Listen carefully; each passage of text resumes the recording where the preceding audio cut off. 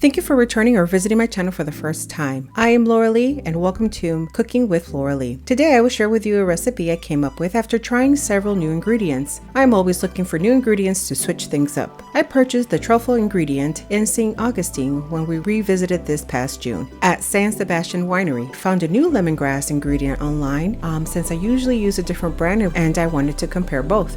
Here's what I came up with. On this day, I wanted to try both of my ingredients, and I also was craving something that was Asian inspired. Hence, I used all of the ingredients that I had possibly at this time that were Asian inspired. Now, when I use lemongrass in my dishes, I usually use the Gourmet Garden lemongrass stir-in paste. Number one, it's easy, fast to use, and it is pretty delicious. The Gourmet Garden paste is made in Australia, and it has a smooth, like ginger consistency. It almost is like just like a ginger paste. It's very similar, but the fragrance is very refreshing and lemony. The new one I found that the lemongrass from Cambodia had a very different flavor. It wasn't as sweet and almost like a little tangy spiciness. In the jar that I had, it showed me that it had lemongrass, garlic, onions, jalapenos, and fish sauce. I usually don't use that, and there's some other stuff like turmeric. So just go ahead and make sure that you check all the ingredients. When I looked it up online, the same Cambodia lemongrass pictures online had different labels, but both of them were delicious. And then the one from Cambodia actually was made in the USA.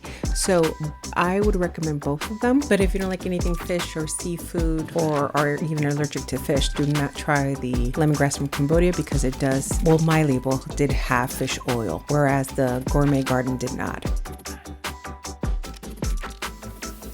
As you can see here, I just added a little bit more water and used the same marinade where the chicken was marinating in because it was cooked within the time I cooked the chicken.